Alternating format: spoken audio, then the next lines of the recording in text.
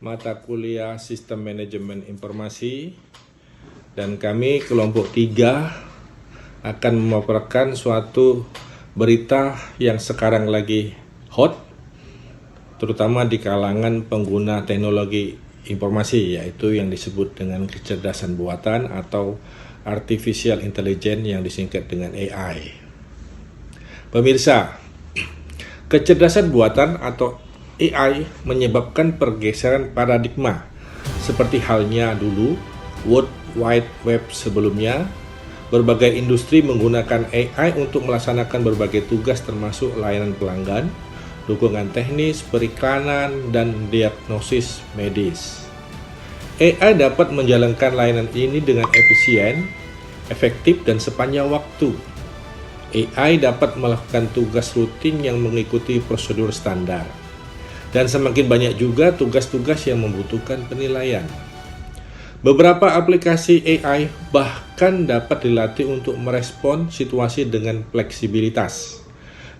Diperkuat dengan teknologi lain seperti big data dan komputasi awan atau cloud. AI diharapkan menjadi sesuatu yang besar yang dapat membantu perusahaan menciptakan nilai dan mengurangi biaya. Survei Edelman Limited menemukan bahwa 91% eksekutif teknologi dan 84% masyarakat umum percaya bahwa AI akan menjadi pusat revolusi teknologi berikutnya. Meskipun AI bermanfaat bagi bisnis, beberapa orang khawatir bahwa teknologi ini mengancam stabilitas pekerjaan. Selanjutnya rekan saya akan menyambung uraian lebih lanjut. Dalam survei yang melibatkan 2092 responden oleh Swiss Broadcasting Corporation, 2/3 responden percaya bahwa munculnya AI akan berdampak pada pekerjaan di masa depan. Di antara responden, hanya 9% petani dan 1/4 eksekutif senior yang yakin bahwa pekerjaan mereka tidak akan terpengaruh oleh AI. Dalam simulasi yang paling konservatif, McKinsey & Company memperkirakan bahwa 1/3 dari aktivitas kerja akan digantikan oleh teknologi pada tahun 2030, memaksa 3-14% dari angkatan kerja global atau 75 juta hingga 375 juta karyawan untuk mengubah pekerjaan. Polling Deloitte Analytics baru-baru ini menemukan bahwa sebanyak 75% eksekutif yang disurvei percaya bahwa AI akan mengubah organisasi mereka dalam 3 tahun mendatang. Dalam studi lain yang dilakukan di 32 negara, Organisasi Kerjasama dan Pembangunan Ekonomi OECD memperkirakan bahwa hanya sekitar 14% pekerjaan yang berisiko tinggi, yaitu memiliki probabilitas lebih dari 70%. Namun, jumlah kehilangan pekerjaan yang diproyeksikan oleh Organisasi Kerjasama dan Pembangunan Ekonomi sekitar 66 juta masih signifikan. Namun, mungkin terlalu dini untuk pesimis tentang pasar kerja di era kecerdasan buatan.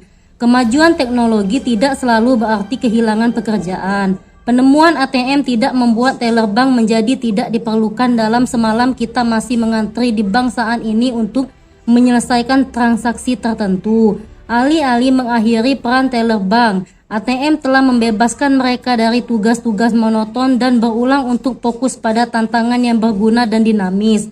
Oleh karena itu, dapat dikatakan bahwa kecerdasan buatan mengeliminasi tugas bukan pekerjaan.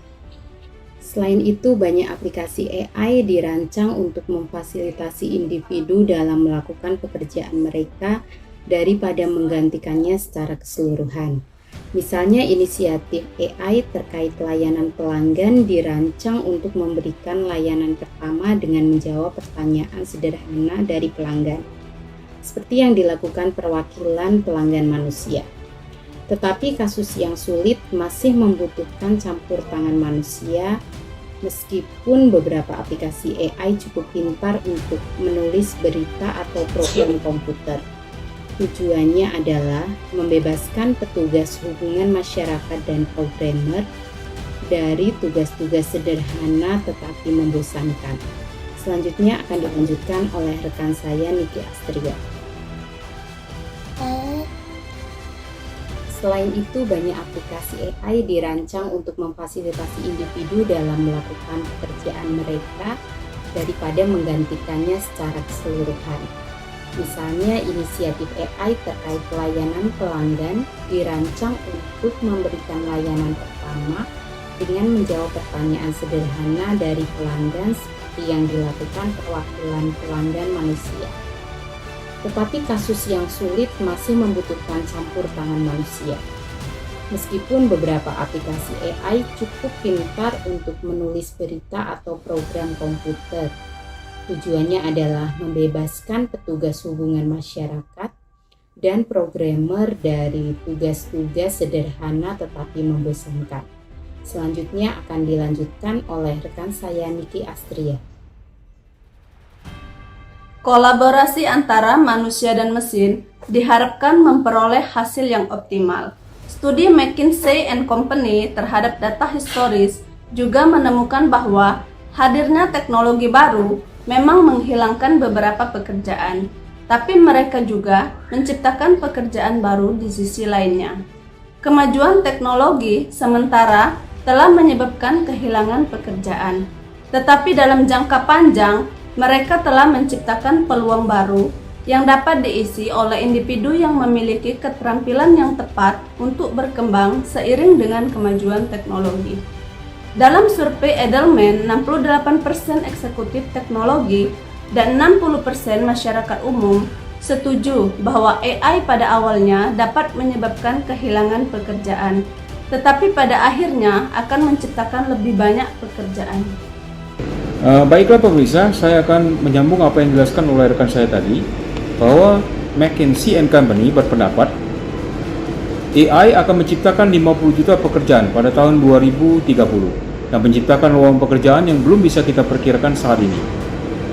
OECD dan McKinsey & Company mencatat bahwa jumlah pekerjaan yang terpengaruh oleh AI akan bervariasi antara negara dan industri. Mereka yang bekerja di pertanian atau pabrik berada pada resiko tinggi, tetapi beberapa posisi di sektor jasa juga dapat digantikan oleh AI. Pekerjaan-pekerjaan ini membutuhkan tingkat pendidikan yang relatif rendah. Semakin tinggi tingkat pendidikan yang dibutuhkan untuk suatu pekerjaan, semakin aman pekerjaan tersebut dari ancaman pengganti AI.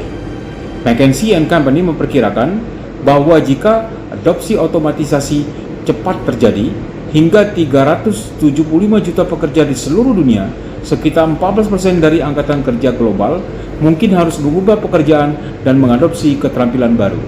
Demikian, pemirsa, akan dilanjutkan oleh rekan saya selanjutnya. Studi oleh Ochets dan Mixnet Company keduanya menemukan bahwa latihan yang tepat akan membantu pekerja beralih ke jalur karir ini. Namun, tidak semua pekerja beruntung mendapatkan pelatihan yang diperlukan, dan bahkan jika mereka mendapatkannya, mereka mungkin tidak akan mendapatkan upah yang sama dengan mengubah pekerjaan. Studi OECD juga menemukan hubungan bentuk U antara otomatisasi dan usia. Dengan kelompok usia 30 hingga 35 tahun, secara mengejutkan paling mungkin kehilangan pekerjaan karena kalau bukan mereka yang berada dalam generasi yang lebih tua. Untungnya, orang muda biasanya lebih baik dalam mengikuti perkembangan teknologi daripada rekan-rekan yang lebih tua. Setelah 6 dekade otomatisasi yang didorong oleh teknologi informasi yang awalnya diprediksikan oleh para ahli akan menyebabkan pengangguran massal. Pertanyaan yang paling menarik adalah mengapa lapangan pekerjaan dan pekerjaan yang berkembang begitu cepat meskipun penerapan teknologi yang intensif.